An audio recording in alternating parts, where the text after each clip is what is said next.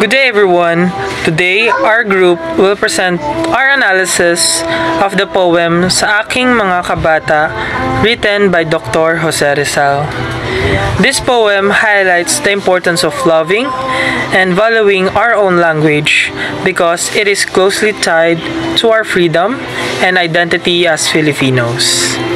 In this reporting, we will look at 6 elements of the poem. The first one is form, sound, figurative language, speaker voice, and theme. Sa pamamagitan nito, mas maiintindihan natin ang mensahe ni Rizal para sa kabataan at sa bayan. So this is the poem, Sa Aking Mga Kabata ni Dr. Jose Rizal.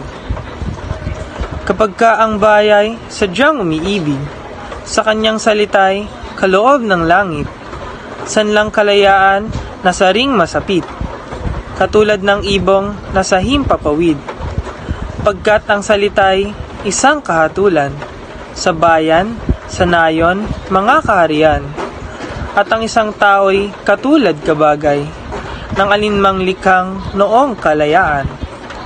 Ang hindi magmahal sa kanyang salita, mahigit sa hayop at malansang isda. Kaya ang marapat, pagyamaning kusa, na tulad sa inang tunay na nagpala. Ang wikang Tagalog, tulad din sa Latin, sa Ingles, Kastila at salitang Anghel, sapagkat ang poong maalam tumingin. Ang siyang naggawad, nagbigay sa atin. Ang salita natin tulad din sa iba, na may alpabeto at sariling letra, na kaya't nawalay, dinatnan ng sigwang, lunday sa lawa noong dakong una. So let's go on for the first element, the form. The poem is written in quatrains, meaning each stanza has 4 lines and the poem has 5 stanzas. It follows a rhyme scheme of ABAB, which give the poem balance and flow. We can notice that the structure is simple and easy to follow, yet the ideas are deep and meaningful. This shows that Rizal wanted the poem to be remembered and passed down on, especially by the youth. Sa madaling salita, malinaw at diretso ang anyo ng tula, pero ang nilalaman nito ay puno ng aral at pagmamahal sa bayan. If we listen carefully, the poem uses rhyme and rhythm to make it pleasing to the ear and easy to memorize.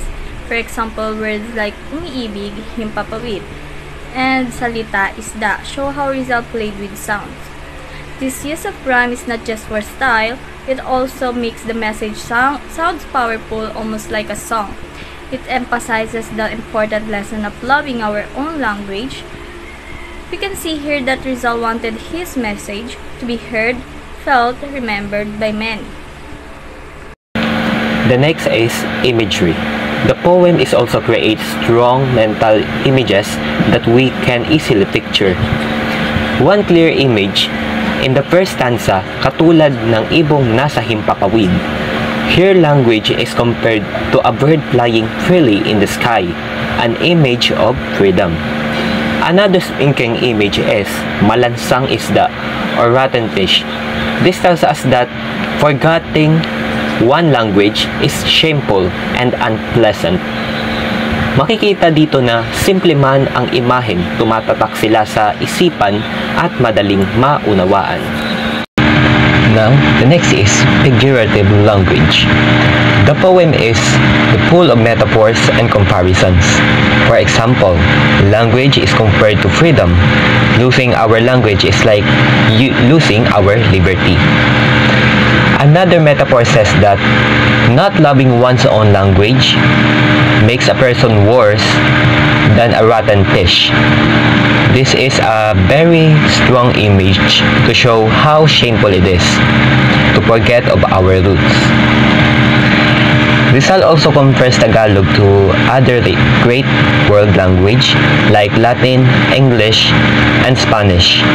This tells us that our language is an equal words to those. By using figurative language, Rizal makes the poem more emotional, memorable, and impactful. Next is speaker and voice. The speaker in this poem sounds like a teacher and elder, or even Rizal himself, is speaking to the youth.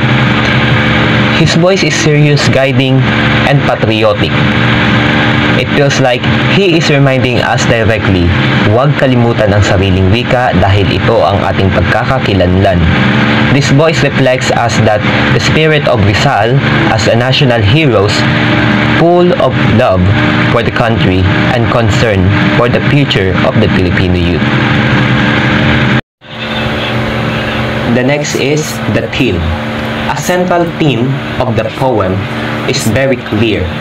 Love your own language. Rizal tells us that language is the soul of the nation. Without it, we lose both identity and freedom. It also teaches the Filipino is not inferior to other languages. It is our treasure, our pride, and our strength. Sa kabuuan, ang tema ng tula ay pagmamahal sa bayan sa pamamagitan ng wika na siyang binubuo sa ating pagkatao at pagkakaisa. In summary, the poem Sa Aking Mga Kabata remind us that the language is more than just a word. It is our freedom, our dignity, and our national identity. To love our own language is to love ourselves and our country. Kaya bilang kabataan, dapat nating mahalin, ipaglaban at ipagmalaki ang Pilipino. Thank you, and may we always carry the lesson of this poem in our hearts.